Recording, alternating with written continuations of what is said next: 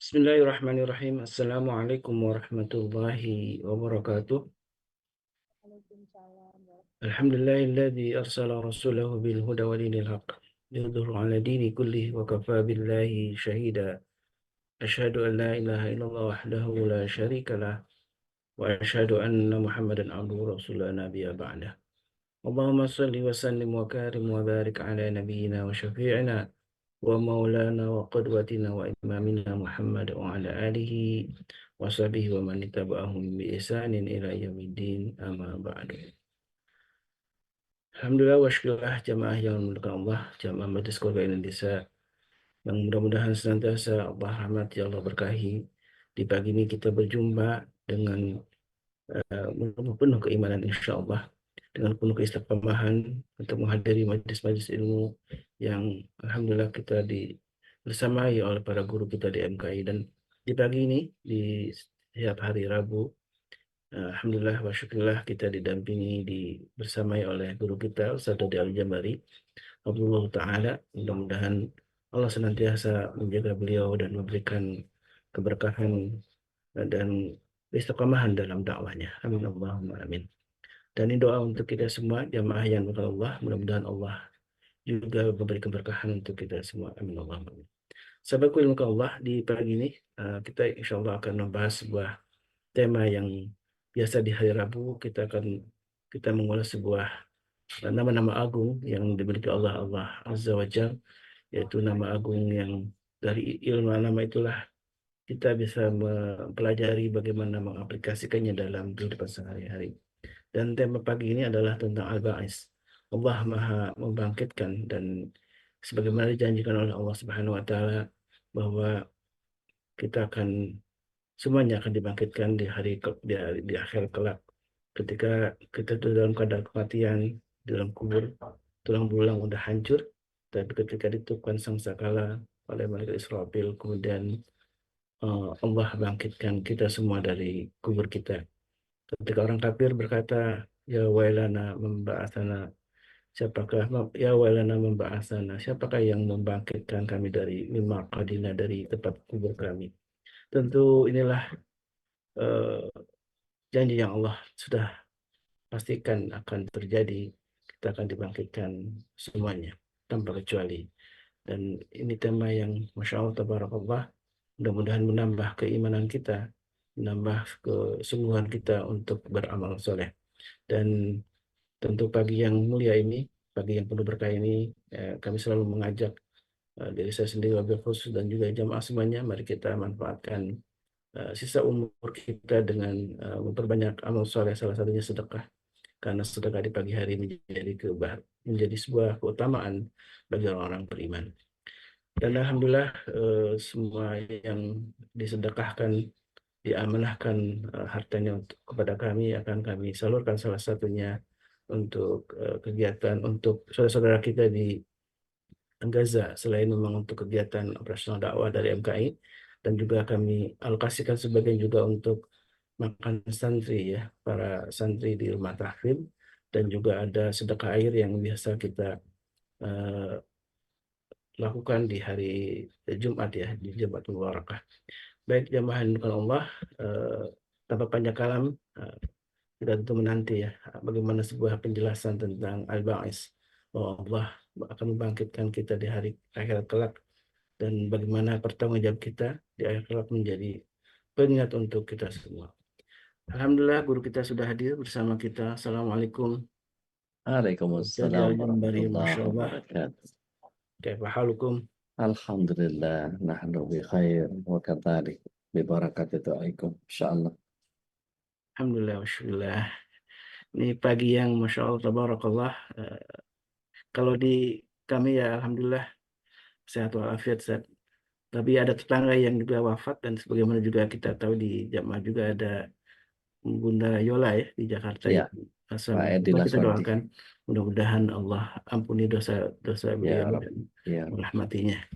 Dan tentu ini sebuah kepastian saja, kematian kepastian yang akan hadir ke setiap orang, akan pasti menghadapinya. Baik, Ustaz, tafadhol masykurah untuk memulai kajiannya. Baik, syukran jazakumullah khair. Bismillah, salatu wassalamu ala Rasulillah. Assalamualaikum warahmatullahi wabarakatuh. Waalaikumsalam warahmatullahi wabarakatuh. Alhamdulillah, nahmaduhu wa nasta'inuhu wa nastaghfiruh wa na'udzu billahi min syururi anfusina wa min sayyiati a'malina. May yahdihillahu fala mudilla lahu wa may yudlil falan tajida lahu waliyyan mursyida. Asyhadu an la ilaha illallah wahdahu la syarika lah wa asyhadu anna Muhammadan abduhu wa rasuluh la nabi wa rasul ba'da. Allahumma salli sallim wa barik ala nabiyina Muhammadin wa ala alihi wa sahbihi wa mawala wa la hawla wa la quwata illa billah amma ba'd.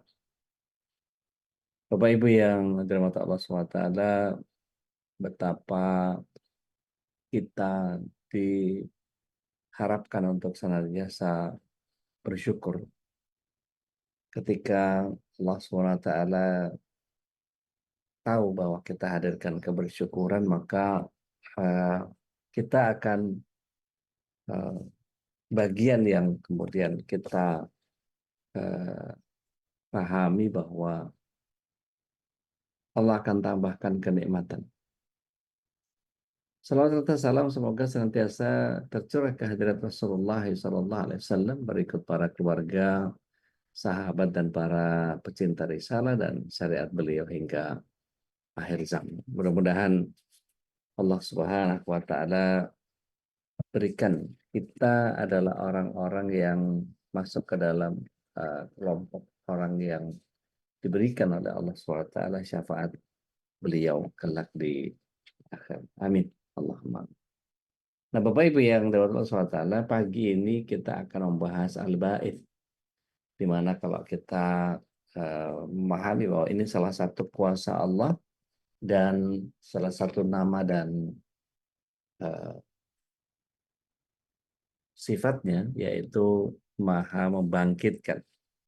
Dan kalau kita pahami ya, bahwa pada hari terjadinya kebangkitan nanti akan rugilah pada hari itu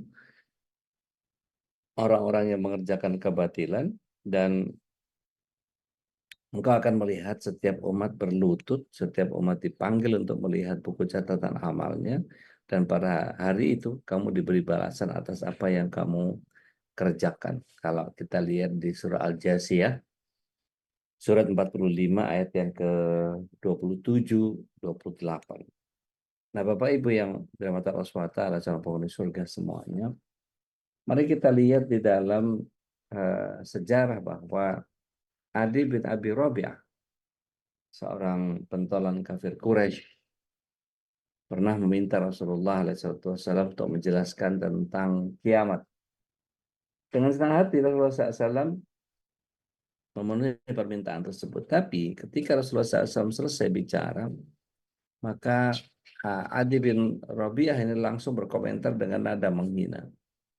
Seandainya aku menyaksikan hari itu, niscaya aku tidak akan percaya. Apakah mungkin Allah akan menghimpun kembali tulang belulang orang-orang yang sudah mati? Nah, ini ketidakyakinan orang-orang kafir Quraisy ini begitu ya. Berbeda dengan Abu Bakar As-Siddiq radhiyallahu anhu, selama Rasulullah SAW yang bilang maka yakini.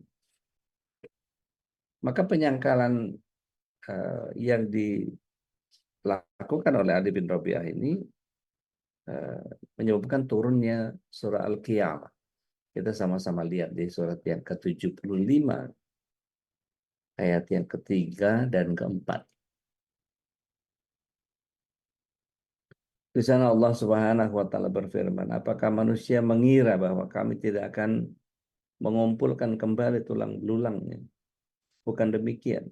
Sebenarnya kami kuasa menyusun kembali jari jemarinya dengan sempurna. Masya Allah. Bahkan Allah SWT menggunakan terminologi yang paling rumit untuk mengembalikan manusia. Tulang jari jemari itu strukturnya paling rumit kalau di kedokteran. Ligamennya, bagaimana Allah SWT membuat tiap ruas ini menjadi berujung dengan kuku yang indah, bagaimana kemudian Allah SWT menjadikan tangan-tangan kita ini menjadi bentuk yang kemudian menjadi tidak hanya indah tapi fungsional. Kalau kemudian kita perhatikan gitu ya, secara paling jelek aja gitu ya, kuku jari kita itu sering buat meluruskan dan kemudian membengkokkan gitu ya. Di mana? Di hidung, ngorong, ya, ngupil, ya, itu manfaat banget. Coba pakai jempol kan gede banget. Belum lagi bicara tentang eh, kuping yang dikorek dengan ujung kelingking. Em, belum lagi kalau kita kemudian menggunakan kelingking ini pada saat kita wudhu, menyela-nyela jari, gitu ya. Dan banyak lagi kegunaannya. Bayangkan kalau kita diberikan kaki seperti kuda gitu, lebar, bulat begitu, ya, repot gitu. Mau garuk-garuk susah, ya. Mau nyisir susah. Kalau sekarang kita pakai jari jemari ini tinggal dibasahin aja gitu, ya, cukup. Nah, kalau kita perhatikan, kemudian jari jemari manusia yang termasuk anggota badan yang paling sulit direkonstruksi, susunannya sangat unik dan kompleks. Jari jemari manusia pun Allah hiasi ujung-ujungnya dengan kuku yang sangat indah dan lembut. Dan kuku ini bukan hiasan yang sepele yang tidak punya kegunaan.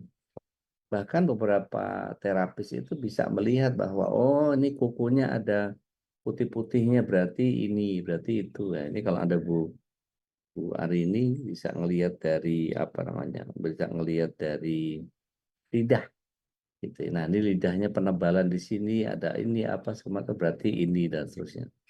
Belum lagi Allah SWT menjadikan mata, ya, mata kita ini eh,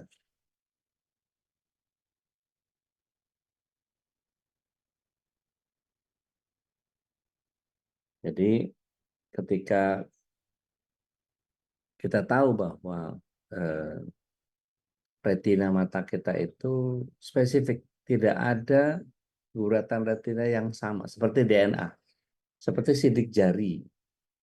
Dan Allah SWT menjadi zat yang maha sempurna untuk menciptakan ini semua. Dan ketika ujung jari dan kuku kita bantu kita mengut benda kecil gitu ya, eh, kalau ada jarum pentul gitu ya, jarum pentul yang kecil ya, bukan jarum pentul yang ada pentulnya warna-warni, bukan, tapi jarum pentul yang kecil ya. Itu ngambilnya kalau nggak pakai kuku agak repot. Kita kalau garuk-garuk nggak punya kuku, itu rasanya kayak belum senang hati gitu ya. Dan ini juga punya pemahaman yang menjadi sangat luar biasa. Nah, makanya eh, kalau melacak jejak manusia itu bahkan para detektif itu masih menggunakan sidik jari yang ada pada entah gelas, entah benda-benda yang sempat terpegang. Maka kemudian ada detektif-detektif yang menguasai ilmu forensik. Nah, luar biasa. Makanya Allah menyebut jari jemari sebagai pemisalan ini seolah-olah Allah SWT ingin menegaskan kepada orang-orang kafir, jangankan sekadar membangkitkan atau menghidupkan kembali orang yang sudah mati, merekonstruksi saja ya bagian tubuh yang paling rumit sekalipun sangat mudah bagi Allah. Dan tidak ada yang tidak mungkin bagi zat yang maha kuasa. Kalau Allah bilang kun, fayakun. Ya. Jadi maka jadi. Nah, bagaimana memaknai uh, al-ba'its ini? Pemahaman tentang hal ini akan membawa kita untuk mengenal salah satu nama Allah dalam Asmaul Husna ini. Allah Maha Membangkitkan. Menurut para mufassir, kata al-bait ini tidak terdapat dalam Al-Quran baik secara sifat maupun sifat yang selainnya. Tapi yang ditemukan dalam Al-Quran adalah rangkaian 3 huruf yang menyusun kata al-bait ini dalam bentuk dengan Allah sebagai pelakunya, seperti membangkitkan manusia dari kubur, mengutus para rasul, kedatangan hari kiamat, menjatuhkan sanksi sehingga orang-orang yang bangkit dari tempat duduknya untuk menyelamatkan diri dan sebagainya. Ya, maka ada penafsiran, pemaknaan dari beberapa kalangan ulama tentang al-ba'its ini. Ada yang mengaitkan dengan bangkitnya lintasan hati dari ketersembunyian. Ada pula yang mengaitkan dengan kuasa Allah dalam membangkitkan manusia pada hari kiamat. Dan semua pendapat ini benar. Dan ketika kita paham bahwa ini semua sesuai dengan kuasa dan ilmunya Allah Tabaraka wa Ta'ala, ya, maka disinilah kemudian proses kebangkitan itu terjadi juga dengan sangat luar biasa ketika Allah SWT menghadirkan itu pada proses kejadian atau kebangkitan ini pada setiap detiknya. Dan sungguh eh, tubuh kita ini sekarang bukanlah tubuh kita yang kemarin. Tubuh kita yang kemarin ada perubahan di mana tubuh kita seminggu, 2 minggu, sebulan, atau setahun ke belakang, ini tubuh yang benar-benar baru. Ya, darahnya baru dari tulang sumsum, tulang belakang kita, terlebih kalau kemudian kita sering bekam gitu ya per 30 hari. Rasulullah SAW biasanya antara 17, 19, 21 tiap bulan Hijriah melakukan apa kalau orang Jawa bilang cantok gitu. Apa namanya? Bekam, hijamah ya. Beberapa ahli-ahli kedokteran menjelaskan secara sangat luar biasa. Bahkan beberapa rumah sakit Islam seperti Sari Asih itu juga sudah mulai melayani hijamah. Kemudian kalau kita kemudian melihat, saya nggak tahu dokter Vicky ikutnya nih, atau beberapa dokter yang lain, monggo kalau misalnya ada yang keliru dari saya, silahkan dikoreksi. Jadi setiap proses regenerasi jutaan sel ini menurut penelitian para ahli, ada proses yang namanya apoptosis. Ya, apoptosis ini matinya sel-sel penyusun tubuh secara sukarela karena habis masa kerjanya. Dan Allah Ta'ala menggantikan dengan sel yang baru yang lebih segar. Maka kita mengenal dengan adanya proses pertumbuhan. Bayi menjadi anak-anak, kemudian remaja, menjadi dewasa, tua, dan akhirnya meninggal. Meskipun meninggal nggak harus tua. Yaitu ketika proses regenerasi sel tubuh ini berhenti. Maka dengan demikian dalam 24 jam Allah Ta'ala mengatur mekanisme kematian dan kebangkitan dalam jumlah yang sangat sulit dibayangkan. Tidak hanya pada manusia yang biliaran ya jumlahnya, tetapi juga pada binatang, tumbuhan, bahkan seluruh makhluk ciptaan. Ada proses daur ulang yang tidak pernah berhenti.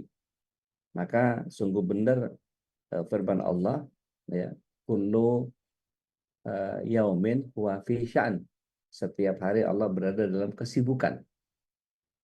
Kemudian tidak hanya itu, karena kasih sayangnya Allah Tabaraka wa Ta'ala kepada manusia, Allah memberikan berbagai cara untuk membangkitkan harapan-harapan, membangkitkan semangat, membangkitkan kebahagiaan, kedamaian, keyakinan diri. Dan sifat-sifat positif ini ada dalam diri manusia, tapi sebelumnya sifat-sifat positif ini tertindas atau ada dorongan-dorongan distraksi yang kemudian menyebabkan kita menggerogoti jiwa.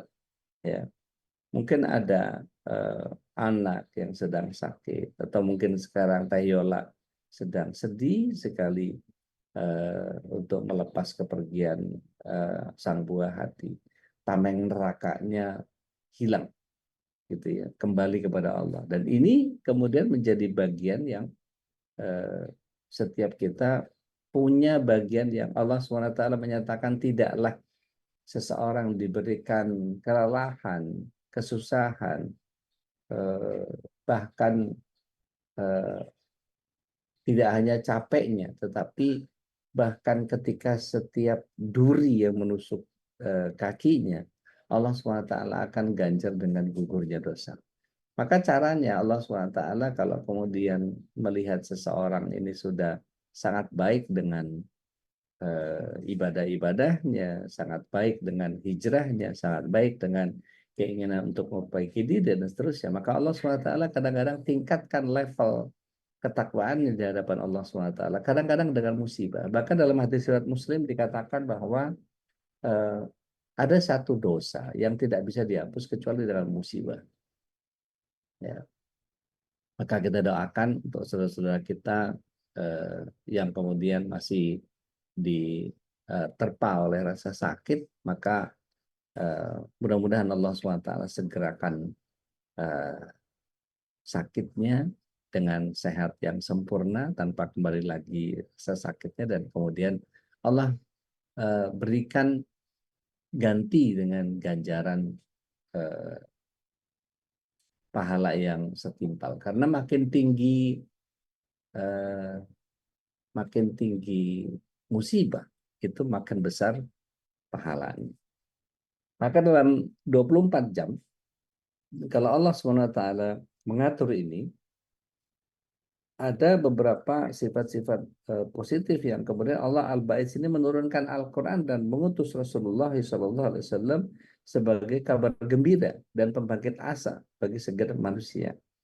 Maka Rasulullah SAW pun pernah menyatakan, innama bu'ithu liutamima makarimal akhlak. Sesungguhnya aku ini diutus oleh Allah SWT untuk menyempurnakan akhlak. Maka setiap kita sampai di level yang kita fahami sampai sekarang ini adalah bagian yang kemudian seharusnya setiap kita bersyukur bahwa Allah SWT atur hidup kita sedemikian rupa sehingga kadang-kadang Allah SWT menghadirkan begitu banyak persoalan seimbang dan kemudian menjadi bagian yang sangat luar biasa.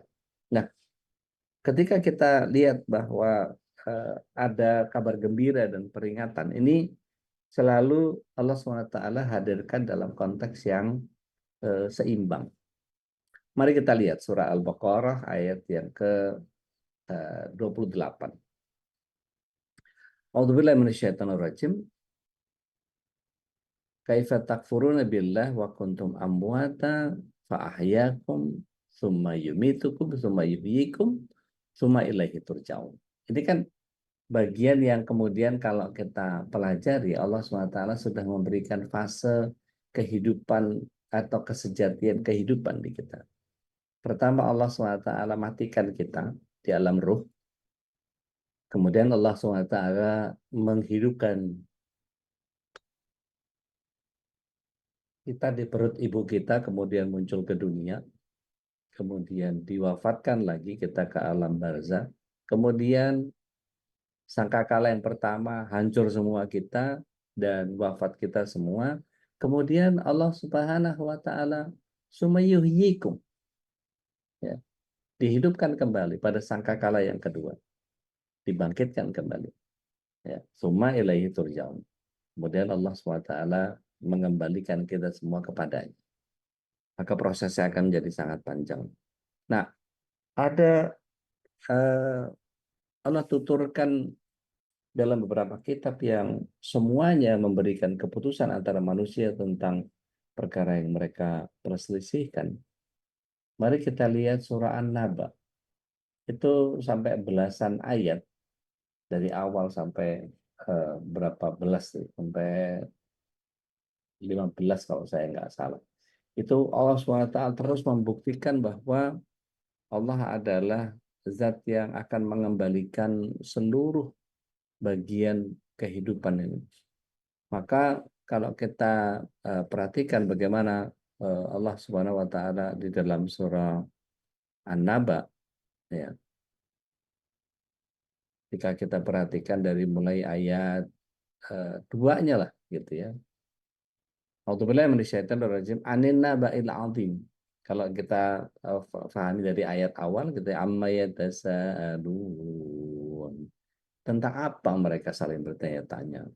Anin naba'il azim, tentang berita yang sangat sangat besar. Yaitu apa? Di mana Allah menjadi al-ba'its, membangkitkan seluruhnya. Ya. Alladzi hum fihi mukhtalifun. Dan pada persoalan itu mereka berselisih.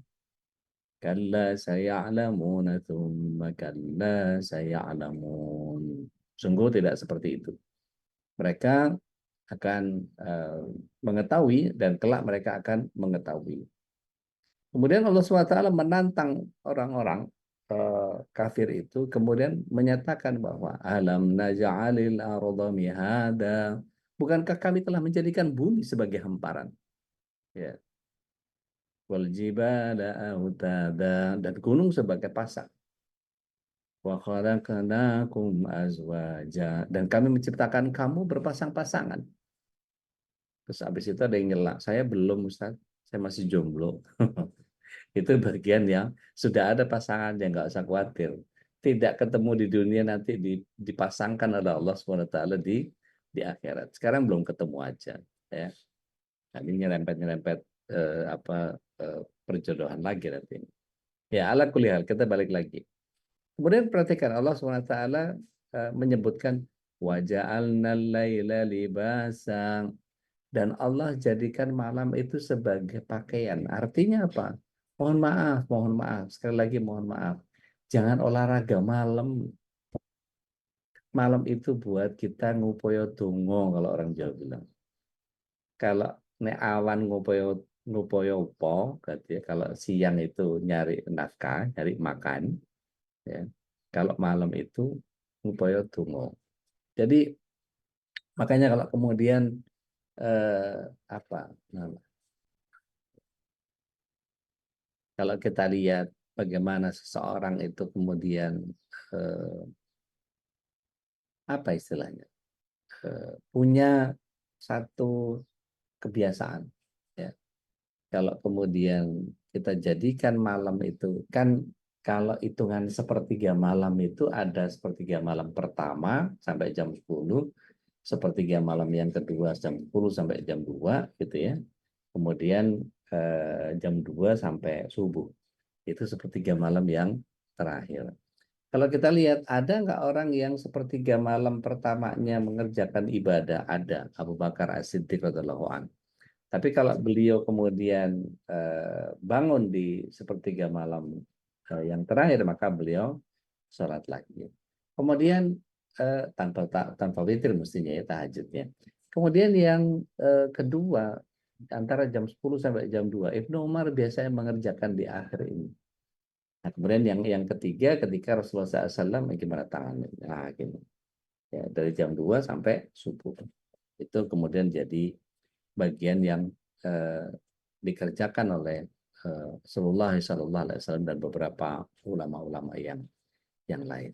Baru kemudian Allah sebutkan dalam An-Naba itu di ayat 11-nya, waja'alna nahara ma'asya, dan Allah SWT jadikan siang itu untuk cari maisha, gitu. Dan kemudian dijadikan juga oleh Allah SWT, wa banaina fawqakum sab'an sidada, dan kami bangun di atas kamu 7 langit yang kokoh. Ya, artinya bikin itu aja Allah bisa, masa bangkitin aja nggak bisa. Gitu. Kemudian dijadikan wa ja'alna siraja wahaja, Allah menjadikan pelita yang terang benderang, mataharinya bersinarnya nggak karu-karuan luasnya. Ya. Wa anzalna minal mu'sirati ma'an sajjaja, dan kami turunkan dari awal air hujan yang turun ya, begitu lebat. Sampai kemudian di ayat 15-nya Allah SWT, linuh rejabihi habbau wa nabata, Allah tumbuhkan itu biji-biji dari tanah itu karena air hujan itu. Ya, wa jannatin alfafa, dan kebun-kebun yang rindang. Ini kalau kita baca, ya, kalau kita baca terus, ya. Di ayat 17-nya gitu. Idza yaumal fasli kana miqata, sungguh hari keputusan adalah satu waktu yang ditetapkan. Maka di ayat 18-nya jelas Allah menyatakan bahwa yauma yanfahu fi suri fata'tuna afwaja. Allah SWT pada hari ketika sangkakala ditiup, maka kamu akan datang berbondong-bondong. Mudah bagi Allah SWT untuk mengumpulkan kita dalam keadaan yang kita sudah terkubur rapih begitu. Meskipun ada beberapa kasus yang ketika kita perhatikan, seperti di Masjid Demak itu ada petilasan yang kemudian mau digeser karena perkembangan atau pertumbuhan renovasi masjid, mau digeser. Ketika digeser, itu sudah di tahun 18 sekian, 1850 kalau saya nggak keliru catatannya. Kemudian ketika digali, yang gali nggak tahu seberapa panjang tubuhnya si mayit. Maka yang terjadi adalah jempolnya si mayit kepacul dan berdarah. Allahu Akbar. Maka langsung semerbak wangi dan kemudian dia panik, ketakutan, nggak berani nerusin jadi tukang gali kubur. Baru pertama kali jadi tukang gali kubur, malah suruh gali gitu. Ini terjadi tahun 80-an. Nah, maka kemudian digali, ya, ternyata kafannya nggak usah, nggak lekang dimakan umur. Bahkan tubuhnya tambah tambah panjang, kumisnya brewoknya tambah panjang, kukunya tambah panjang, rambutnya tambah gondrong. Itu berarti hidup dong. Begitulah kata Allah tabaraka wa taala. Maka begitu telusuri, telusuri, telusuri, ini orang amalannya apa ya? Begitu dicek turunan di atasnya, maka betul beliau adalah penghafal Quran yang mengamalkan Al-Quran. Maka perlu buat kita kemudian mempelajari apa isi Al-Quran, ikut tadaburnya Tuan Guru, gitu. Ikut majelis-majelis tafsir, ikut majelis-majelis Al-Quran, yang kemudian makin mendekatkan kita kepada apa yang Allah SWT inginkan dari manual booknya yang namanya Al-Quran itu. Nah, kemudian ada begitu banyak nilai positif yang kita teladani dari Asma Allah Al-Ba'its ini. Salah satunya adalah menjadi orang yang selalu semangat, tidak mudah putus asa, bergairah, dan mampu menikmati hidup. Dan perlu kita tahu ya Bapak Ibu yang dimata Allah SWT, semangat dan kemampuan untuk mempertahankan semangat itu termasuk hal yang sangat mahal dari hidup kita. Ya, kadang-kadang kita kehabisan cara bahwa, tuh gimana ya supaya semangatnya. Padahal eh, untuk yang sedang bersedih, untuk yang sedang gelisah, bisakah kita kemudian meletakkan curahan kesedihan kita itu hanya kepada Allah? Contoh, kita baca surah Al-Kahfi. Kita baca surah Al-Kahfi. Surah Al-Kahfi itu mendatangkan ketenangan. Satu ketika Abu Darda mengendari kudanya dan kemudian langit itu turun. Begitu langit itu turun, kemudian kudanya panik. Kudanya panik, maka nggak terkontrol. Beliau Abu Darda itu kemudian tertarik dengan kekangan kudanya sampai kemudian masuk ke satu wilayah perkampungan. Perkampungan itu ada yang baca Al-Kahfi. Maka seketika itu si kuda menjadi tenang. Disampaikanlah kepada Rasulullah SAW. Ya Rasulullah, kemarin aku begini dan begini. Maka disebut oleh Rasulullah SAW, barang siapa yang ingin menghadirkan ketenangan, maka sesungguhnya ketenangan itu datang dari Allah. Siapa yang ingin mendatangkan ketenangan dari Allah, maka bacalah surah Al-Kahfi. Jadi nggak usah nunggu Kamis malam Jumat sampai Jumat sebelum maghrib, baca aja. Maka ini yang membuat kita menjadi muncul rasa tenang. Nah, Bapak Ibu yang dirahmati Allah SWT, kalau kita tidak akan pernah meraih apapun dalam hidup ini tanpa adanya semangat, maka perlu diketahui kita pantas melupakan kesuksesan kalau kita tidak punya semangat. Pasti tiap orang punya semangat. Ada seorang ibu yang kemudian dia karena ingin merawat anaknya, maka dia lakukan sedemikian rupa caranya yang dia bisa lakukan. Ada seorang ibu yang kemudian ketika melihat anaknya mobil jemputannya menjadi paling awal karena posisinya paling jauh dan pulang paling akhir, Masya Allah. Ba'da subuh udah dijemput gitu ya, terus kemudian dia pulang paling siang, udah jelang asar baru udah jelang asar baru sampai rumah dalam keadaan kelelahan. Akhirnya dengan semangat ibunya, wah kalau kayak gini mendingan aku beli motor aja daripada buat bayar eh, jemputan. Maka ibunya beli motor yang tadinya nggak bisa pakai motor jadi belajar motor. Bahwa kemudian ada resiko sen kanan belok kiri, itu soal lain. Gitu ya, itu konsekuensi distraksi. Gitu ya. Nah, kemudian ada beberapa pemimpin yang rahasia seorang pemimpin, seorang entrepreneur, seorang yang sukses dengan kemampuannya, ini selalu bersemangat untuk mampu menularkan pada orang lain. Motivator-motivator itu, ya, terserah setelah dia sendiri kebentur sama masalah terus jadi provokator itu salah lain. Gitu. Tapi dengan semangat yang menggebu, seseorang itu akan punya kemampuan untuk membaca peluang lebih banyak dibandingkan orang yang tidak bersemangat. Sampai-sampai ada motivator yang kemudian jam berapapun gitu ya, mau siang mau malam pasti salamnya adalah selamat pagi. Dijawabnya harus dengan salam semangat, harus kepalakan tangan, pagi pagi pagi gitu. Itu apa pengaruh pengaruh militer juga mungkin ya, nggak tahu. Nah kemudian kalau orang sudah bersemangat dalam hidup, dia akan mampu berbuat lebih banyak. Ya. Dan semangat itulah yang bisa menggerakkan. Olahraga, males banget kan kalau sendiri gitu ya. Jalan, males, males banget. Ngopi, aduh, sendiri tuh nggak nyaman. Tapi begitu ada teman, gitu ya, ada teman ngopi juga. Ada teman ngopi saya di sini. Ada Mbak Mei, ada Mbak apa, Mbak Risti. Eh, ada teman ngobrol, ada teman olahraga. Kalau ini ngajak, nggak enak kalau kalau sendiri nih. Gitu. Akhirnya ngajak teman. Akhirnya semangat tuh, karena lihat temannya semangat, ikut semangat gitu. Ngelihat teman-teman yang lain juga semangat, ya semangat gitu. Tapi kalau lihat temannya, ayo kita ini lagi anu nih, ini tuh apa segala macam, jadi ikut-ikutan gitu. Maka kata Rasulullah SAW, bertemanlah dengan tukang minyak wangi, jangan berteman sama tukang las gitu ya.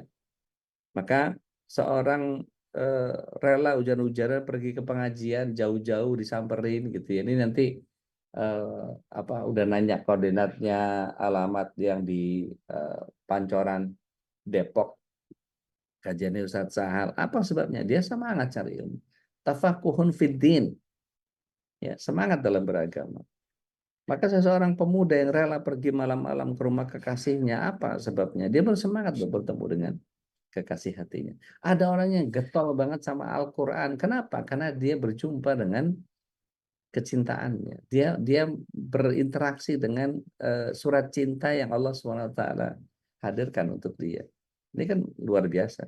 Maka pertanyaan yang layak kita kemukakan adalah bagaimana agar kita selalu bersemangat dalam hidup kalau kita tanpa al-ba'is.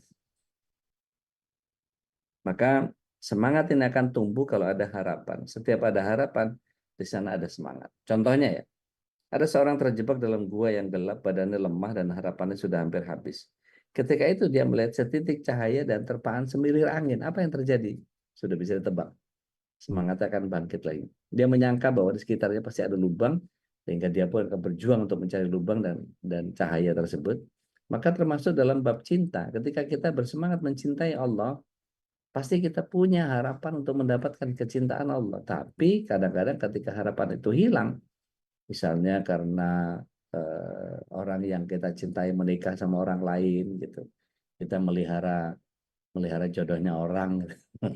Makanya nggak usah pacaran, gitu ya, langsung aja. Maka kalau perlu ya ta'aruf aja lah gitu ya. Kita tidak akan bersemangat lagi untuk mengejarnya karena kelakuannya aja kayak gitu ya. Kok dia nggak ngebelain gue sih gitu ya. Tapi kalau kita lihat bagaimana cinta dalam kebatilannya Romeo and Juliet gitu ya.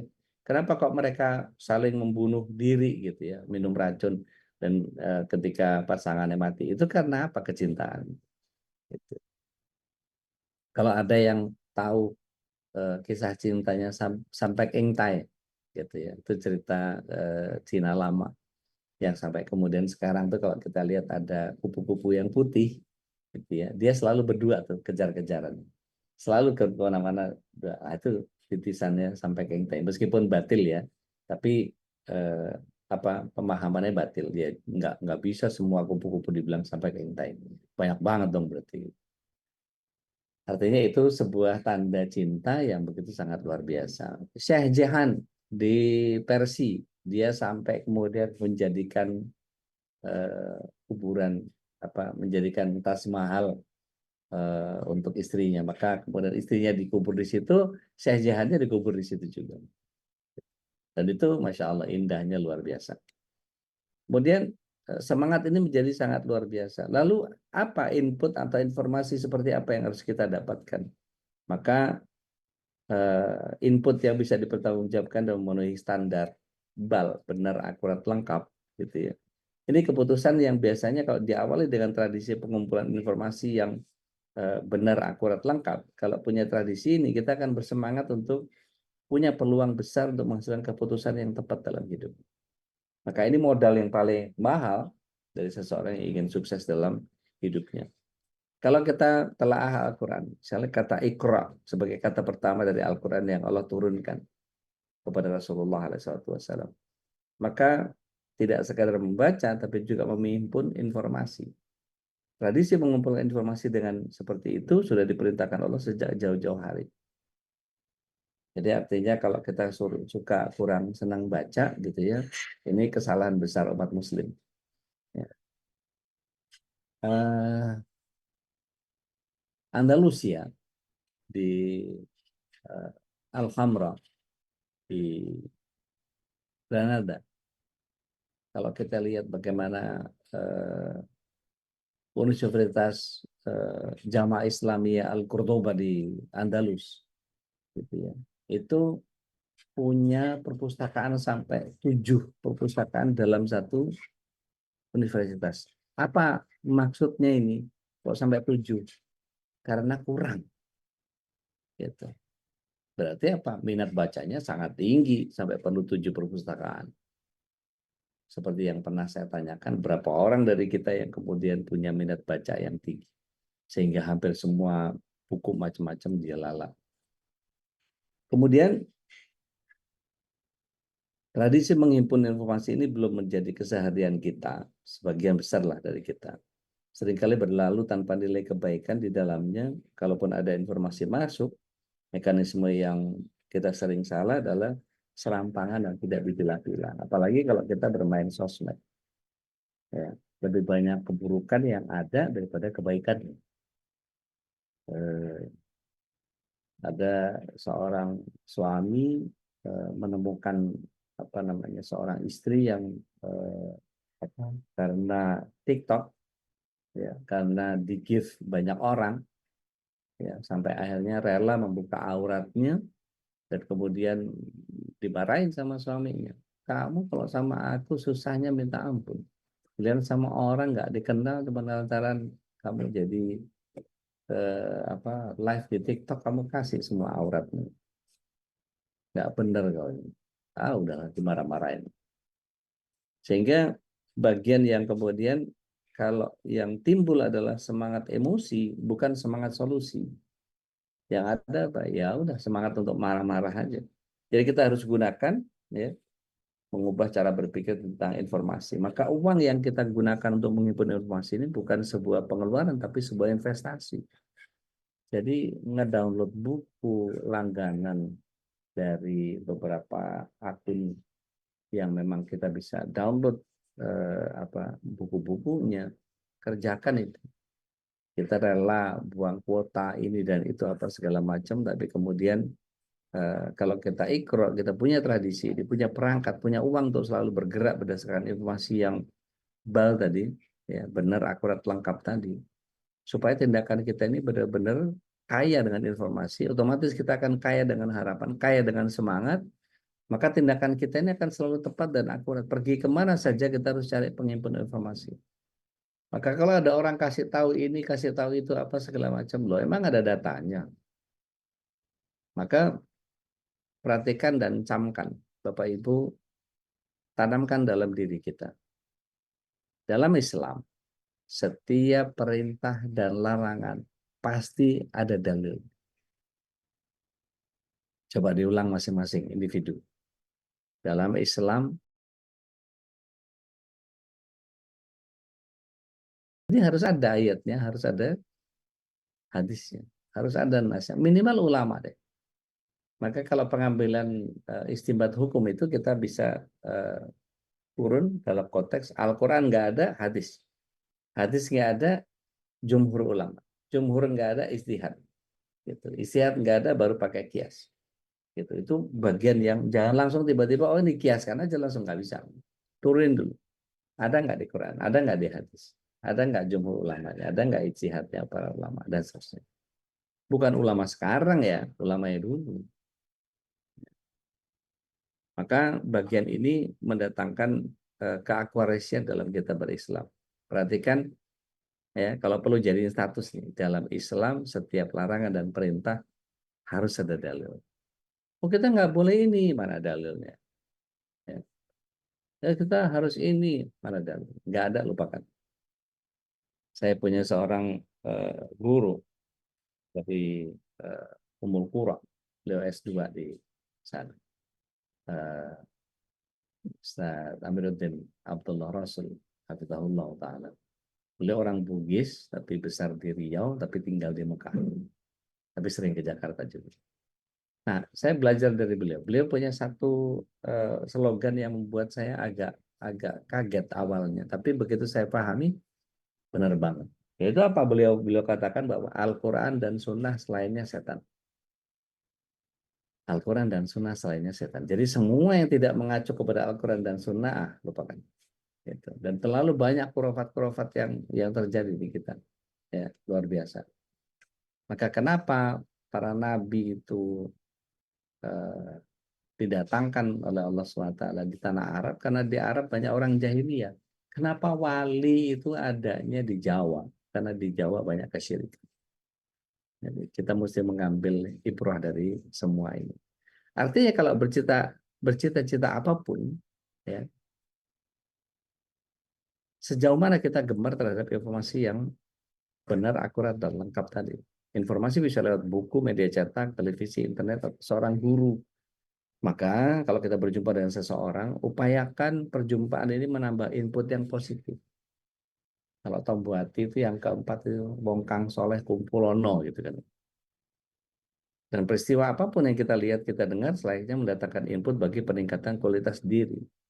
Ya, dalam permainan pun seperti itu. Maka sekali lagi saya mohon doanya, saya lagi nyusun satu permainan untuk setiap orang dipaksa dalam tanda kutip untuk baca ayat, baca hadis, dan membiasakan diri ketika berhadapan dengan satu situasi. Kemudian dalam situasi apapun atau kondisi apapun, kita menampung informasi yang benar, akurat, lengkap tadi. Kalau hal ini nggak mampu kita tanamkan dalam diri, ya, ya susah untuk kita eh, menjalankan kehidupan ini. Tapi kalau itu mudah buat kita, maka insya Allah lebih menyenangkan dan kita akan terhindar dari kemudian berpikir tentang apa yang bisa menyebabkan matinya kreativitas. Makanya kalau ada orang yang kemudian, oke, kita exercise ya, kita coba ya. Kira-kira, ayo rebutan nih, rebutan ngetik aja, ya, rebutan ngetik. Eh, apa yang bisa dimanfaatkan dari sebuah pensil selain untuk menulis, menggambar seperti biasanya? Yuk, cepat. Saya kasih waktu semenit. Yuk, tulis sebanyak-banyaknya. Apa, bisa apa, bisa apa, bisa apa, bisa apa. Coba, pengen tahu.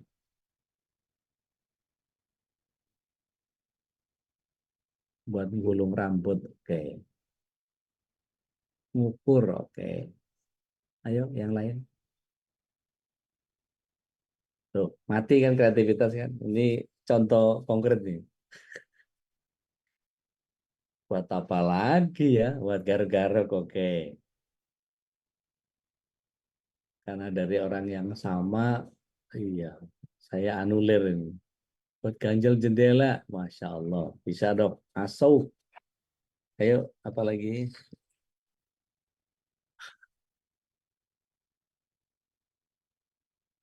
Ya, segitu doang nggak taunya. Nandain sesuatu. Saya nggak paham, tapi ya mungkin bisa ya. Jadi pointer, oke. Ayo, apalagi latihan fisiogi. Oke, oke Mbak Aya. Buat nyolek badan orang, nyolok orang jahat. Waduh, serem banget. Udah mulai mulai negatif ini. Buat nyolok mata orang, waduh. Kan buat pertahanan diri udah oke. Oke, oke, oke. Artinya gini, ketika terhadap satu benda kita berpikir MacGyver terhadap benda itu, maka kita akan berpikir solusi. Ini pakai apa ya? Ini pakai apa ya? Buat ngancurin obat, pakai pensil bisa ya? Iya, mungkin pensil yang keras kali, yang 2B kali ya. Dengan pensil tuh kita bisa gulung rambut gitu ya, jadi penusuk itunya, tusuk kondeknya gitu ya. Kita bisa taruh di telinga gitu. Maksudnya buat nyolek panggil ya. Jadi apapun gitu. Kalau kemudian kita itu baru pensil gitu. Kalau dengan botol bagaimana? Kalau dengan gelas bagaimana? Nggak cuma buat wadah. Tapi ternyata di beberapa tempat itu botol-botol kaca, botol plastik itu ternyata bisa jadi dinding gitu, jadiin dinding. Eh, Kalau kita berpikir negatif gitu ya, kita akan lelah dengan coba bayangkan eh, apa yang gunung pasti sini, oke. Eh, Misalnya gini, saya sebut sesuatu yang sifatnya ambil positifnya. Ya, kalau saya sebut air, oh banyak banget manfaat itu buat minum, buat ini, buat apalah segala macam. Itu kalau sedikit, kalau banyak bisa buat bendungan, pembangkit listrik, apalah segala macam. Coba kita cari positifnya dari eh, tai kebo, ya apain tuh? Ada masa di mana ketika berpikir tai kebo itu buat pupuk, ya, buat kompos, buat apa lagi? Buat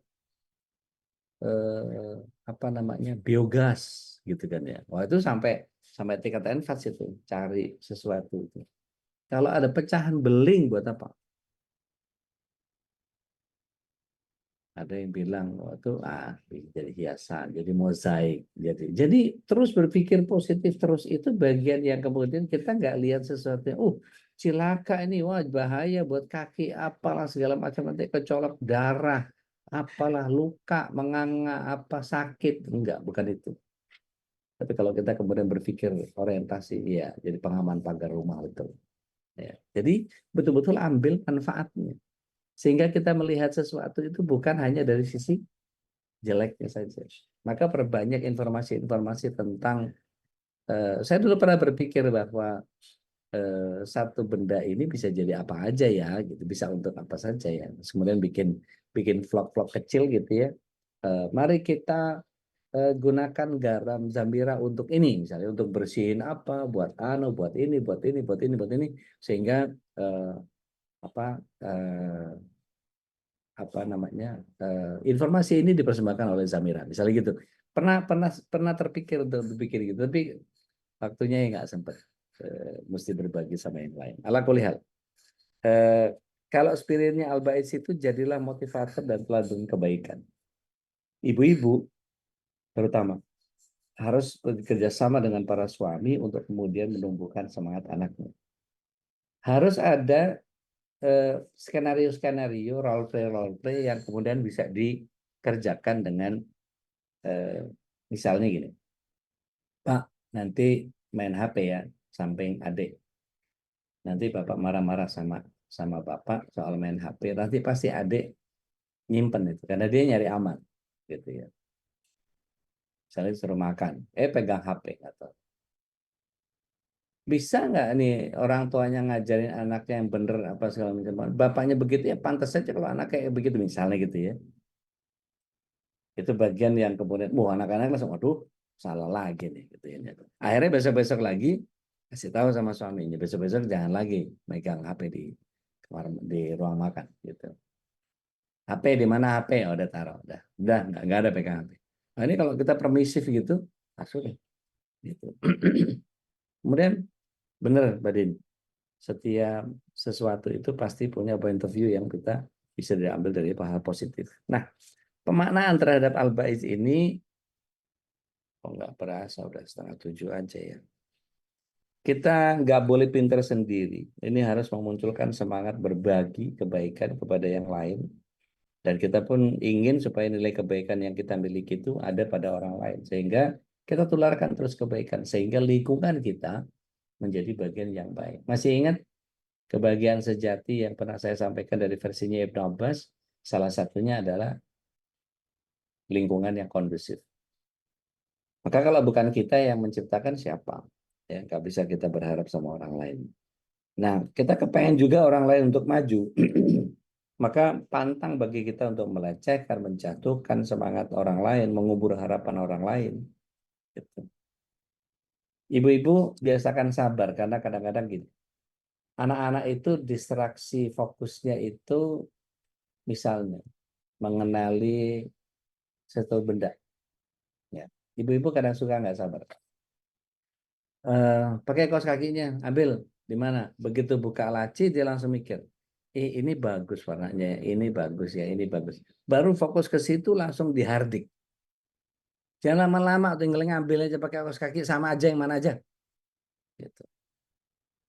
Begitu dia ngambil yang mana aja, mulai observasi dia. Oh, kaos kaki itu ada lubangnya satu. Oh, ditarik. Oh, kalau ditarik begini tuh begitu. Itu langsung cepet. Udah jangan lama-lama pakai kaos kaki gitu aja. Itu distraksinya anak kemudian habis inisiatif, habis kreativitas. Hanya karena hal-hal yang sepele. Gitu. Luar biasa. Belum lagi kalau kemudian makan. Makan itu lagi dia mencerna gitu ya, lagi mikirin. "Oh, ini kalau dikunyah seperti Bu Guru kemarin cerita, berarti masuknya ke tenggorok, ke kerongkongan. Habis itu ke perut. Ke perut nanti dikasih asam lambung. Terus dikasih ini. Sambil mikir gitu, dia nggak bisa sambil ngunyah. Dia sambil mikirin itu. Terus tiba-tiba ibunya langsung nampar pipinya. Dikunyah. Akhirnya mati kreativitas anak. Jangan ya Bu ya. Jangan lagi. Kalau anak-anaknya kemarin sudah digituin, ayo tolong minta maaf sama mereka, tumbuhkan motivasi. Dan jangan dipatahkan. Ini baru umur 2 tahun, eh, bisa naik, bisa manjat, bisa ini. Ayo, ayo, gini. Ayo jalan, jalan. Begitu mulai jalan, mulai ini. Jangan, jangan, jangan. Jadi patah motivasinya. Gitu. Baru ngambil baju sendiri, dia mau pengen baju. Jangan pakai baju itu. Itu kan buat pergi. Itu kan anu gini gitu apa segala macam. Salah terus. Jangan jangan kecepatan ya, apa informasi yang kita sampaikan kepada anak itu nggak semua apa yang kita pahami itu harus diberikan kepada anak. Biarkan mereka juga tumbuh dengan cara berkembangnya masing-masing. Mudah-mudahan ada yang nggak setuju nih sama saya, tapi ya begitulah cara kita. Kadang-kadang kita habis habis pikir sama ngapain aja sih kamu itu kan betul-betul karena kita mungkin kelelahan, haus daunnya tinggi, bioritmika lagi turun. Nah, ini kemudian membuat orang menjadi kadang-kadang terlampiaskan lah apa namanya kekesalan itu kepada eh, seluruh isi rumah. Maka ada pertanyaan, kenapa sih seorang ibu itu harus bahagia? Karena kalau ibu yang nggak bahagia, ibu yang sedih, ibu yang marah, maka dia akan merembet ke yang lain-lain. Seorang bapak kalau marah, dia akan marah berusaha untuk menyelesaikan sendiri-sendiri. Dia akan berusaha untuk mengatasi dirinya sendiri. Makanya nanti tunggu sampai bapak mau berbagi baru ibu masuk. Kalau awal-awal, kenapa sih nggak mau ngomong? Ya udah, itu tambah aduh, tambah ilfil itu. Tapi kalau ibu, gitu ya, kalau lagi kesel, semua kena. Kita lagi mainnya kena omel tuh. Kamu orang tahu gini main aja mulai. Iya loh, merembet tuh. Yang salah siapa, kita yang kena gitu. Maka ibu harus bahagia. Gitu. Tapi kalau cara mengambil kebahagiaannya kemudian tidak difahami bahwa saya harus bahagia supaya keluarga kita bahagia, ini bagian yang kemudian menjadi sangat sangat luar biasa. Kapan-kapan kita bahas itu lebih lebih detail.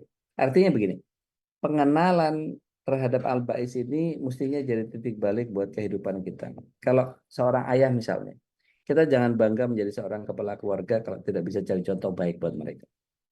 Maka bertekad untuk menjadi ayah yang bertanggung jawab. Jangan kemudian, duh saya tuh Senin sampai Jumat capek, Sabtu Ahad itu waktunya saya. Jangan saya suruh pergi kemana-mana, menghabisin duit.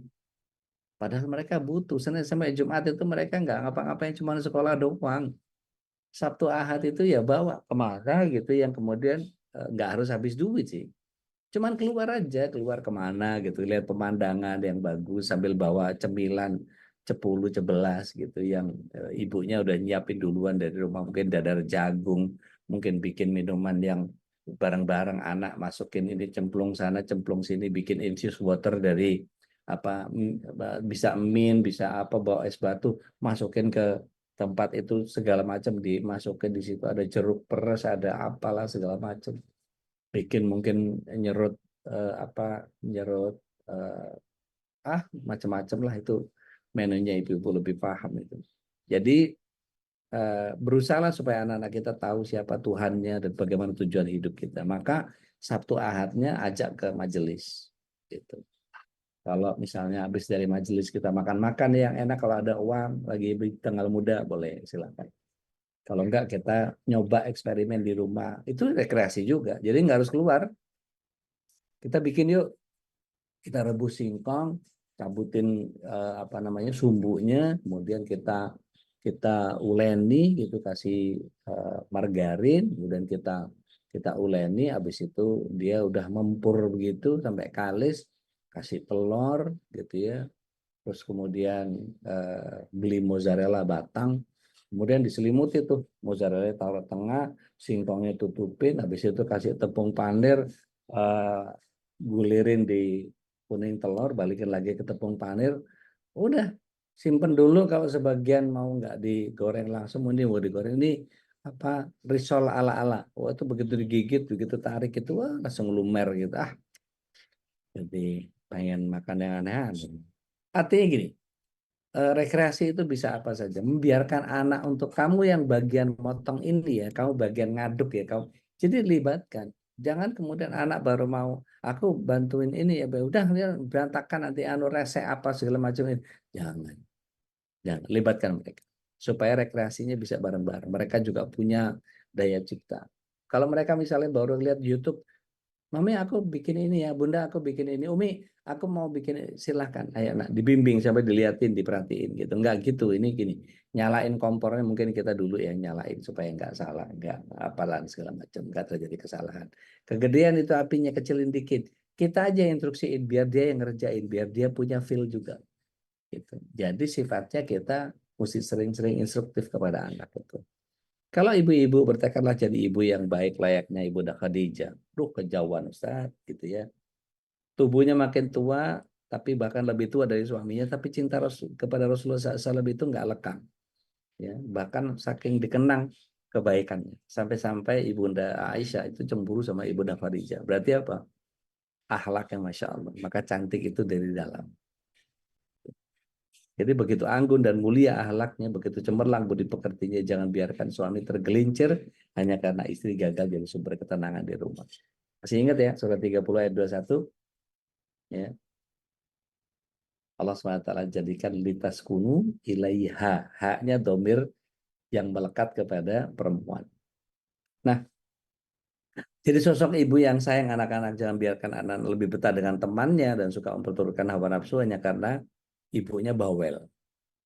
Apa-apa ditanya, nyanyi, nyanyi, nyanyi, nyanyi, aduh, habis. Ya, blasted anak kalau digituin terus.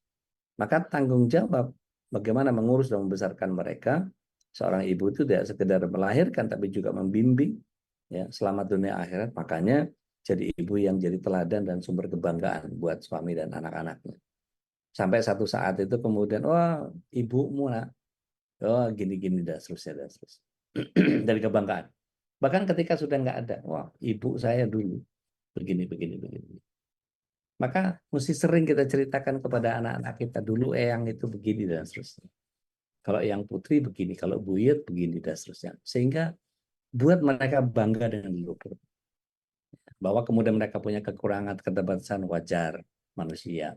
Tapi hadirkan kenangan-kenangan indah itu sehingga ketika kita mendapatkan sesuatu, gitu ya. Misalnya dengerin apa, kalau dengerin Romantis gitu ya, dan Nadia langsung ingat bapaknya gitu ya. Kalau ada bunyi apa Moon River gitu, kita langsung ingat, aduh dulu ibu saya itu sering nyetel pelat yang kertek kertek kertek kertek kertek kertek, bagaimana suaranya Nat King Cole, Frank Sinatra, apa segala macam, tahun 50-an banget itu gitu. Itu eh, banyak orang yang kemudian eh, kenangan-kenangan indah itu nggak bisa lepas begitu saja kalau kita tanamkan. Kemudian eh, kalau kita posisinya anak, jadi anak yang selalu membahagiakan orang tua, apapun, jangan diceritain bahwa aku tadi tuh gini gini gitu apa segala macam. Udah hentikan. Kita udah terlalu lama bikin orang tua kita kemudian menjadi lelah dengan kita. Satu lagi, kakek dan nenek dari anak kita, cucu ya. Jadi kalau anak kita itu sudah punya anak, jangan dititipin ke orang tua. Fisiknya sudah tidak seperti waktu ngatur anak kita dulu. Kita kan kebayang bahwa oh ibu dulu itu kalau masak, aduh enak banget. Begitu datang ke kampung, Bu masakin ini dong, badannya sudah rentak, keadaannya sudah tidak seperti waktu kita dulu. Oke, boleh kita rindu sama masakan ibu, kita disuapin satu-satu dengan berlinangan air mata dan seterusnya. Tapi tolong perhatikan bahwa, Bu, aku belanja apa yang kira-kira ibu yang supervisi bumbunya semana, ininya seberapa apa segala macam. Kita mau bikin yang kayak ibu bikin. Jadi ibu sebagai supervisor aja, itu jangan digini-gini. Udah, ibu nggak usah ikut ngulek sini, yang ngulek aku. Gimana? Nguleknya ke sini atau ke sini? Muter atau depan belakang? Ini potongnya potong panjang atau potong ini kelapanya disingkat apa di wah, dan seterusnya. Karena marut kelapa itu kalau yang miring dengan posisi melintang itu yang satu banyak santan, yang satu buat serundeng. Nah, itu ada teknik-teknik begitu. Dan saya pahami betul karena saya sering nemenin. Allahu Akbar. Kalau kita jadi guru, maka kita jadi teladan kebaikan buat seorang murid. Maka guru yang disukai bukan guru yang killer, bukan guru yang dibenci, tapi guru yang punya semangat untuk membangkitkan semangat anak didiknya untuk menjadi lebih baik. Jadi kemuliaan di sisi Allah bukan dari apa yang kita miliki, tapi dari nilai manfaat yang kita berikan kepada orang lain. Itulah mengapa Rasulullah SAW selalu menghadirkan khairun nas anfa'uhum linnas, sebaik-baik manusia dalam bermanfaat buat banyak orang. Tidak ada amal yang kecil di hadapan Allah. Faman ya'mal mithqala dzarratin khairan yarah. Ya. Maka berbuat baik selalu, kapanpun, dimanapun, kepada siapapun, sehingga kita puas dalam berbuat baik ketika pulang menghadap Allah. Ingat ya, kita nggak akan pernah tahu amal yang mana yang membuat kita masuk surga. Maka berbuat banyak aja. Terakhir, ini ada wasiatnya Utsman bin Affan. Beliau menyatakan bahwa Allah SWT membangkitkan manusia dari dalam kubur di hari yang tidak diragukan dan Allah tidak menyelisih janjinya, maka di atas manusia hidup dan di atasnya manusia mati dan di atasnya pula manusia akan dibangkitkan kembali. Ya. Di dalam Ibnu Katsir Al-Bidayah wa Nihayah seperti itu. Jadi ada satu doa yang mungkin bisa diterapkan di sini. Allahumma qini ya, iqabaka yauma taba'atsu ibadak. Ya Allah, jauhkan aku dari siksaanmu pada hari ketika engkau membangkitkan hamba-hambamu. Maka Rasulullah SAW ketika ingin tidur, beliau meletakkan tangannya di kanan, ya, di bawah pipinya, kemudian beliau baca doa ini. Ini hadisnya riwayat At-Tirmidzi. Nanti saya share di grup, insyaallah. Saya kembalikan kepada Ustaz Khalis. Umum kita udah hampir jam 7 malah ini. Biasanya Masya Allah. langsung iya, Masya dibatasin Allah. aja. Makin asik set ngobrol tentang eh, kehidupan di akhirat kita Masya ya. Allah. Ini kan Masya Allah. sesungguhnya tadi seperti yang disampaikan oleh Sadodi, ketika kita memahami, memanai Al-Ba'is ini menjadi penyemangat ya, bahwa Ah, kita akan dibangkitkan, bahwa kita tidak berakhir dalam kehidupan dunia ini, bahkan hidup saya ini sementara gitu ya. Maka ya, siapkanlah kenangan terbaik untuk anak-anak kita gitu ya. sahih, Jadi, sahih, siapkan terbaik dan sahih. eh, saya malah tadi terinspirasi, ceritakanlah tentang orang-orang tua kita, nenek-nenek mereka, kakek-kakek Ya, mereka, dan kebaikan-kebaikan mereka tentu ini sebuah kenangan yang eh, akan terus menjadi barang berharga bagi mereka ya, sebuah kisah walaupun mereka tidak bertemu dengan kakeknya, neneknya gitu ya, atau dengan uyut-uyutnya gitu, tapi ceritakanlah pengetahuan kita kebaikan-kebaikan mereka sehingga ada benang merah kebahagiaan yang terus akan kita jalin. Karena itulah kenapa memanai Al-Ba'is itu menjadi penting, karena menjadi penyemangat kata Ude, menjadi penyemangat untuk kita untuk beramal soleh, karena tidak tahu amal apa yang akan memasukkan kita ke surga. sahih. Kali justru amal-amal yang kecil, ketika kita mengajak anak kita untuk jalan-jalan ke majlis taklim gitu ya, Bahkan mungkin hanya anak-anak kita hanya bermain-main di sana, tapi itulah yang terkenang, teringat oleh mereka betapa orang tuanya begitu cinta dengan majelis ilmu gitu ya.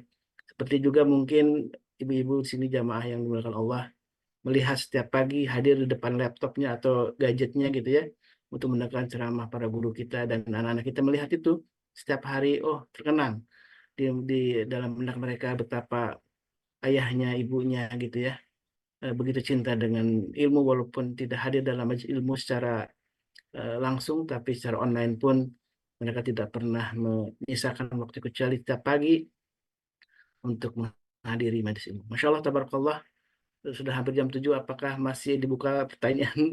Boleh, boleh. Boleh. Boleh ya.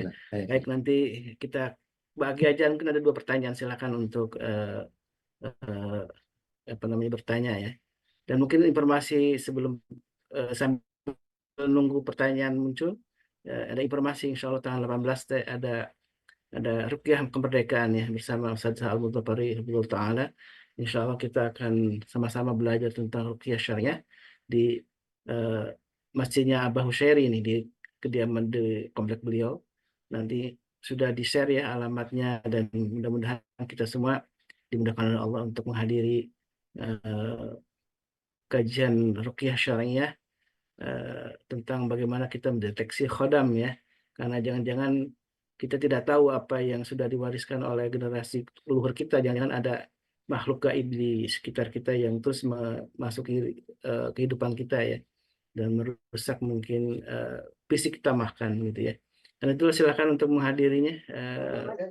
Sudah ada kontaknya kalau ingin dapat informasi. Sudah Abah Syari sudah ada juga di sini yang mungkin insya Allah akan selalu menginformasikan ya di grup PAG untuk kita semua. Silakan untuk menghadiri Rukyah Syariah bersama Ustaz Al-Mubari. Silakan, ada yang bertanya? Abah Husairi, ada yang tanyakan tentang Al-Ba'is?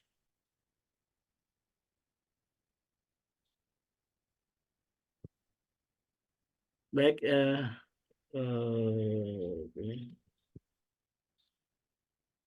Masya Allah, ini ada komentar juga dari Bu Nadia ya. Eh, Masya Allah ya. Ini sebuah kebaikan yang mudah-mudahan dengan kita dilihat oleh anak-anak kita, sering nge-zoom pagi hari itu menjadi pembelajaran untuk betapa orang tuanya cinta dengan ilmu, dan jangan lupa untuk ngajak pasangannya gitu ya, yang selalu berada di samping kita untuk juga sama-sama ngaji ya. Mungkin satu HP tapi didengar oleh semuanya juga menarik ya, penting ya. Enggak apa-apa. Silakan Abah yang sudah passion. Assalamualaikum warahmatullahi wabarakatuh. Waalaikumsalam Waalaikumsalam warahmatullahi warahmatullahi wabarakatuh. Sehat, Ude, Abang? mohon Alhamdulillah khair sehat walafiat. Ini terkait dengan acara deteksi kodam dan ruqyah di perumahan saya ini, sebenarnya banyak yang mau ikut. Cuman masalahnya satu, mungkin pemahaman mereka yang kurang, sehingga dia bilang, lah ruqyah itu kan yang kalau nanti kita muntah-muntah teriak-teriak gitu kan katanya. Itu bukannya membuka aib kita di depan orang banyak. Kan yang hadir misalnya banyak. Terus waktu ada ruqyah, kitanya kejang-kejang, muntah-muntah. Terus sama dengan menyebar aib kita dong katanya. Jadi saya nggak jadi ikut lah katanya gitu. Nah, memberikan pencerahannya gimana Pak? Udah, silakan. Makasih, syukron. Baik. Bismillah. Salatu wassalamu ala Rasulillah. Sampaikan bahwa ruqyah itu sesuatu yang Rasulullah SAW ajarkan kepada kita. Dan ketika kita nggak tahu apakah reaksinya akan seperti itu, tentu tidak. Tidak semua muntah-muntah, tidak semua kebongkar aibnya, tidak semua. Ada, saya dulu waktu di Rukyah pertama kali itu di punggung saya seperti ada sesuatu yang lompat, seret, seret, seret, seret, seret, seret, seret, seret, seret, ke leher, terus ke kepala, terus hilang, ces, gitu. Tengok dia dari gerakannya kayak kayak dia berusaha untuk cari jalan keluar, terus kemudian dia dari kepala belakang itu dari persis di apa namanya gitu ya, kalau di titik apa titik bekam ini paling ubun-ubun nih, itu langsung tes hilang. Jadi ada kasus-kasus parah yang kemudian kalau kalau saya sih melihatnya begini, cara kita mengkalibrasi hubungan kita dengan Allah ya lewat ruqyah. Kalau kepengen ngebersihin hati ya lewat ruqyah. Buat kita yang jarang-jarang ngaji, jarang-jarang apa namanya mengetahui kita ini ada jin nasab atau tidak, ini bukan masalah aib. Kalau memang kira-kira itu adalah salah satu cara untuk kita membersihkan diri, kapan lagi kita? Atau jangan-jangan dorongan itu datang dari syah yang ada di jin yang bersemayam dalam tubuh kita, jangan-jangan begitu. Kan ngeri tuh. Gitu. Terus sampaikan bahwa enggak semua begitu efeknya. Kalau orang yang ikutan tenaga dalam atau menarik napas sambil gerak ini itu segala macam, mungkin dia ikut kanuragan, dia ikut bela diri yang pakai atur napas itu kebanyakan saya berukyah begitu juga kasusnya. Ada beberapa kasus begitu, tapi enggak semua reaksinya seperti itu. Kalau atau cuma sekedar mual-mual muntah, masa itu aib? Enggak, bukan aib. Kita mabok darat aja, ya. Ada orang yang mabok naik pesawat itu udah gemeteran, udah keringat dingin gitu. Tapi itu bisa dipelajari dengan safe, bisa selesai. Gitu. Jadi lebih kepada kita harus kalibrasi. Ini adalah ajang kalibrasi supaya Al-Quran yang ada di tubuh kita itu tidak bertentangan dengan apapun yang ada di tubuh kita. Kalau kemudian kita itu menerima Al-Quran dengan sangat luar biasa, kita bahagia, nggak ada rasa apa-apa, berarti Allah bersemayam di tubuh kita. Jangan sampai kemudian hubungan kita kepada Allah SWT yang penuh dengan cahaya ini diganjel sehingga membuat kita menjadi kafir. Kafir itu apa? Tercover, tertutup. Sehingga cahaya yang datang dari Allah SWT nggak nyampe ke hati kita karena tercover. Gitu. Jadi tergantung kita mau ngebersihin diri atau enggak. Atau jangan-jangan semua orang dibersihin, cuman ente doang nih, gara-gara ente doang masih bercokol jinnya, ente nggak mau datang, nggak taunya besok-besok dia bawa bala tentara ngerusak kita sekampung, jadi masalah ente. Gitu aja tuh, bisa digituin tuh. Jadi memang harus diruqyah orang yang begitu, karena rasa takutnya itu justru was-was dari jin. Ya. Saya pernah tuh seorang ibu dan anaknya datang ke tempat saya. Waktu itu saya bilang, coba baca istighfar dan tahlil. Astagfirullah, la ilaha illallah. Saya suruh ulang tuh. Itu tiba-tiba dia melotot ke saya. Ibunya. Dia ngelaporin anaknya mau diruqyah, malah ibunya yang kena. Habis itu saya ajakin sholat maghrib ketika itu. Wudhu lama banget. Ternyata dia berkemelut dengan jin yang ada di kepalanya. Cuma ngapain sih pakai datang-datang ke sini? Ketemu sama Ustadz brengsek itu. Ngapain? Gua udah kan betah di tempat lu. Apa segala macam ini. Akhirnya begitu keluar digedor sama si teman saya yang perempuan itu. Mbak, keluar. Istighfar, keluar. Lama banget. Ada 20 menit kali ngambil wudhu. Nah, begitu keluar mukanya udah merah, udah pucat gitu. Akhirnya langsung kita selesai sholat maghrib langsung saya ruqyah. Benar. Rupanya gitu tuh. Gitu. Mbak Ade tanya, kalau ruqyah mandiri bacaannya apa? Zikir pagi petang saya. Zikir pagi petang jangan dihilangin. Zikir pagi petang itu terutama bacaan La ilaha illallah wa la syarikalah lahul mulku wa lahul hamdu wa huwa ala kulli syai'in qadir 100 kali. Terutama itu. Jadi zikir pagi petang jangan pernah dilewatkan. Lihat surat 7 ayat 205. Tidak boleh dilalaikan. Zikir pagi petang itu tidak boleh dilalaikan. A'udzubillahi minasyaitonir rajim. Wadhkur rabbak fi nafsik tadarruan wa khifatan wa dun jahri minal qawli bil ghudwi wal asal wala takum minal ghafilin. Jangan dilalaikan. Jangan kalian jadi orang yang lengah dari zikir pagi petang. Itu ya Mbak Ade. Salam buat Dede. Alhamdulillah. Kalau sudah zikir petang rutin, baca yang tahlil lengkapnya tadi 100 kali. La ilaha illallah wahdahu la syarikalah lahul mulku wa lahul hamdu wa huwa ala kulli syai'in qadir. Baca 100 kali tiap hari. Pagi aja boleh, sore aja boleh. Ya, mau dibanyakin pagi sore nggak apa-apa. Wallahu a'lam. Baik, Masya Allah, tabarakallah. Mudah-mudahan pagi yang diberkahi ini jadi Ya Rabb. inspirasi untuk kita semua ya. Amin. Tentang memaknai Al-Ba'is, dan tadi udah sedikit mengulas tentang ruqyah syar'iyah.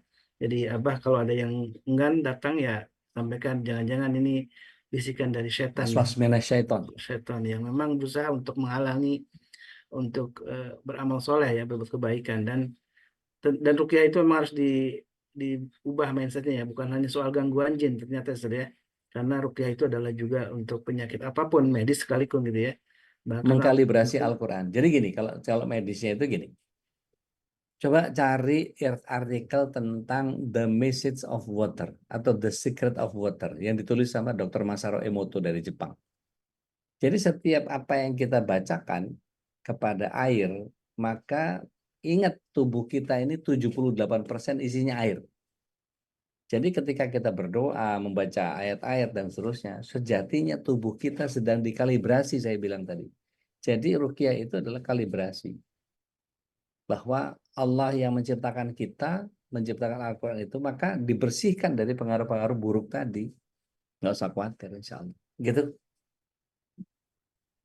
baik, Masya Allah, tabarakallah, ini jadi sebuah penutup untuk mengingatkan kita untuk makin mendekat dengan Al-Quran, berinteraksi dengan Quran, dan tadi wala takun minal ghafilin ya, jangan sampai kita menjadi orang yang lalai untuk zikir pagi dan petang. Dan ini apa nasihat dari Uda yang terakhir tadi untuk tidak melalaikan, karena ini Al-Quran sudah menegaskan dalam surat Al-A'raf tadi ya, di ayat 205, dan itu sudah di-share sama Abah. Alhamdulillah wa syukurillah.